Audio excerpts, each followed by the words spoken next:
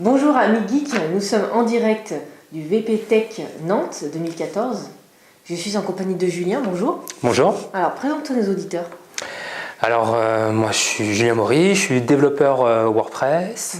J'ai fait un petit peu de freelance ces 2 dernières années et récemment j'ai eu la joie d'intégrer Biapi, qui est une agence spécialisée WordPress sur Paris. À côté de ça, je fais un petit peu de formation en ligne, du blogging, des partages de plugins, enfin passionné quoi. Voilà, un vrai passionné. Voilà. Alors pourquoi cette conférence d'aujourd'hui? Alors pourquoi la conférence sur HTTP API? Parce que je me suis rendu compte qu'il y avait beaucoup de mauvaises pratiques.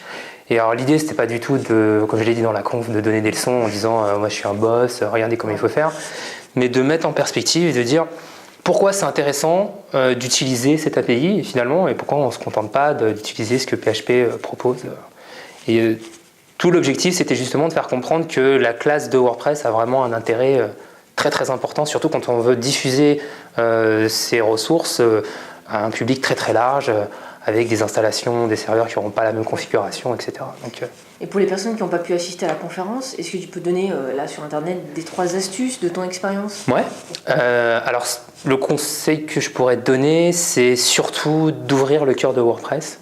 Quand on est développeur, attention, oui, bien sûr. Quand dans une perspective développeur, vous ouvrez le répertoire WP Include. Moi, ça m'a permis de beaucoup progresser. Il y avait des points, c'était difficile pour moi en termes de niveau d'accéder à ça.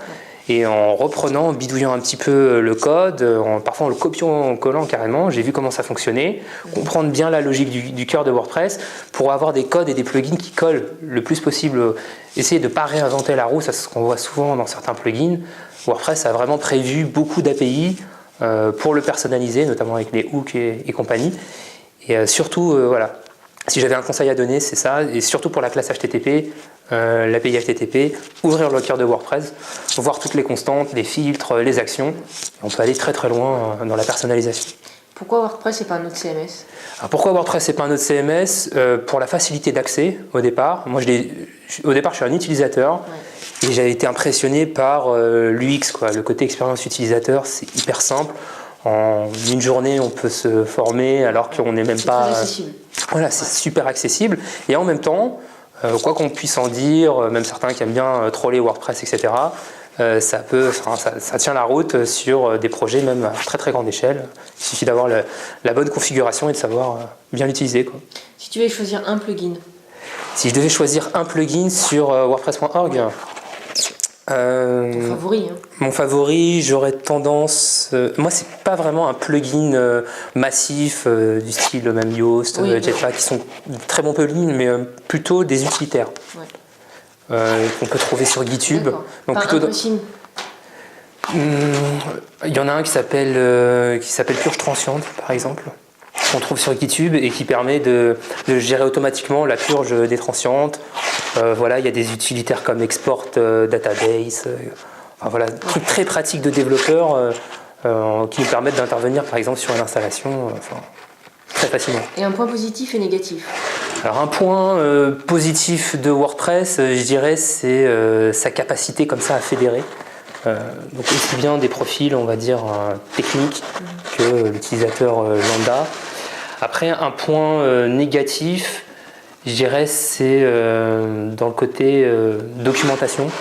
Même si elle est très fournie, si le codex est vraiment plutôt bien rédigé, on trouve de l'information, c'est très compliqué de relier tout ça et d'avoir une vision d'ensemble. Moi, comme j'aime bien dire, le codex, voilà, c'est un dictionnaire. On n'apprend pas une langue avec un dictionnaire, mais même si ça nous aide beaucoup, on ne peut pas compter que sur ça. Un dernier mot pour nos auditeurs qui nous regardent? Eh ben, amusez-vous bien avec WordPress. Surtout, n'oubliez pas le côté plaisir en tant que développeur. Et si vous avez des critiques, si vous voulez améliorer, vous pouvez contribuer. N'importe qui peut contribuer. C'est pas réservé à une classe de développeurs. Vous allez sur le track de WordPress et vous proposez vos patchs. Où est-ce qu'on peut te retrouver sur la toile? Alors sur la toile, on peut me retrouver sur Twitter, j'y suis beaucoup, c'est Tweetpress FR, et j'ai un blog sur GitHub que j'héberge sur GitHub qui s'appelle tweetpressfr.github.io.